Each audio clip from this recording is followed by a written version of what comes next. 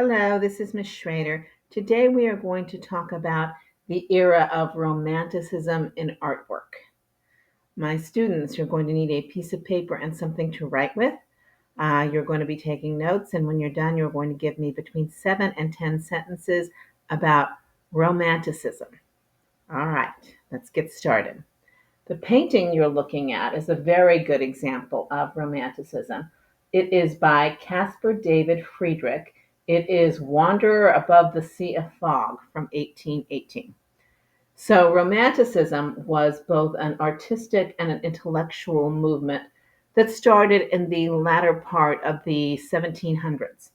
And it is a direct result of kind of moving away from the Industrial Revolution and from the idea of intellectualism.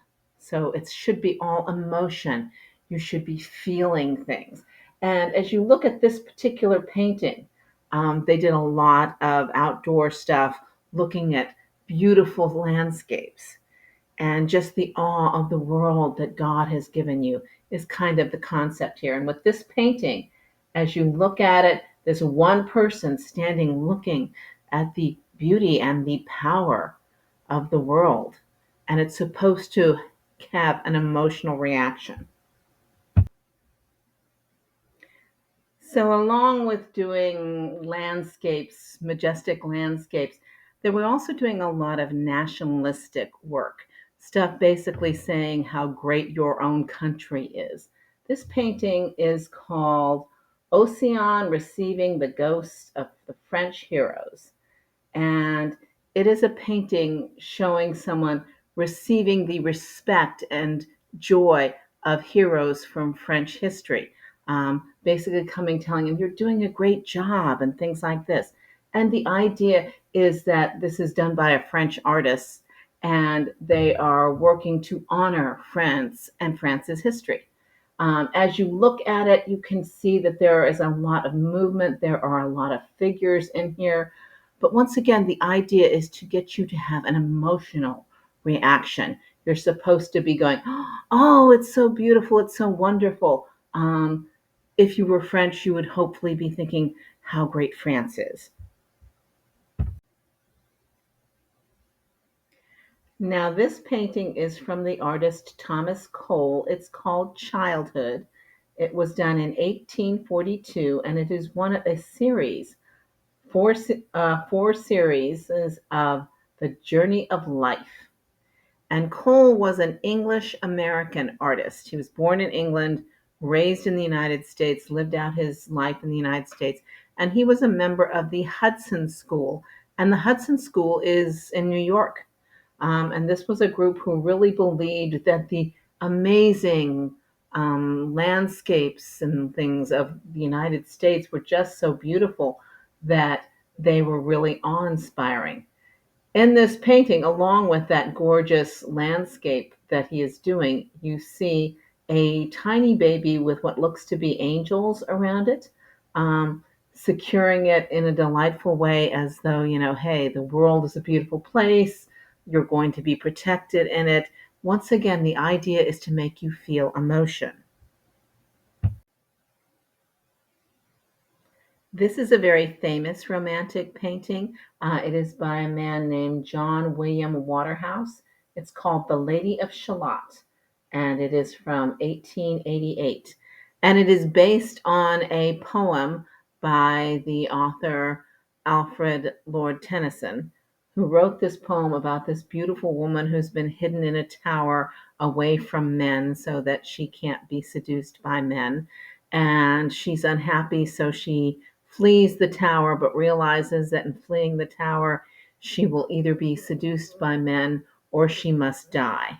And so you see her here looking extremely beautiful, extremely vulnerable, once again, out in nature in this beautiful thing. And she's sailing on a small boat into the lake where she's going to apparently kill herself rather than be seduced by men. So there's all kinds of things that you can theorize about this.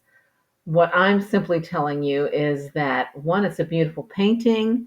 Once again, you get the beautiful landscaping. It's talking a little bit about how beautiful the world is, as well as some of the bad things with it, and it's going with a story that was very popular at that time.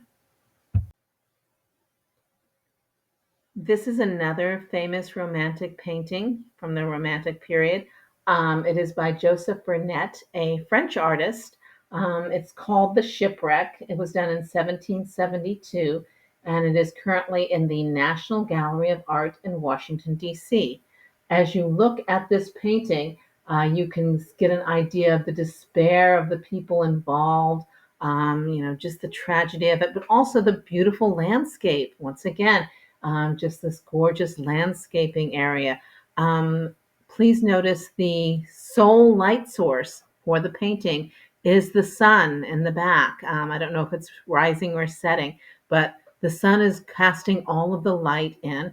There are also two other ships in the painting, one pretty close up and one much further out. I'm wondering if this is giving a concept of hope, hope that these people will be saved, hope for the future, things like that. So it might be telling you something like that. The Romantic period also had a lot of writing going on. There are a lot of books and poetry from this period, which today are considered great pieces of classical literature. A lot of them are written by women. A lot of them deal with women trying to find themselves, trying to find some sort of independence. The person you're seeing in this painting is Lord Byron. He did a lot of famous poetry, a lot of it very, very romantic. Um, so that's why I chose his painting. But amongst some of the famous pieces of literature, we have Frankenstein, Wuthering Heights, Pride and Prejudice, Jane Eyre, The Scarlet Letter. These are all famous pieces of writing from the Romantic period based on the concepts of the Romantic period. There was a lot of famous architecture during the Romantic period. This is the Basilica of Sacré-Cœur in Paris, built between 1875 and 1914. And you can see it's got these domed roofs, um, and the spirals on top. Lots of detail, lots of florid areas to it, that make it extremely modern, not at all like some of the earlier things, and very romantic looking and going to make you feel warm and have an emotional reaction to it. As I come to a close, this painting is by Thomas Cole. It's called The Oxbow View from Mount Holyoke, Northampton, Massachusetts. And it looks like it's some sort of a storm image on the left and much more serenity on the right. My students, you are giving me between 7 and 10 sentences about what you found interesting, educational, and important as you were learning about romantic art. Thank you.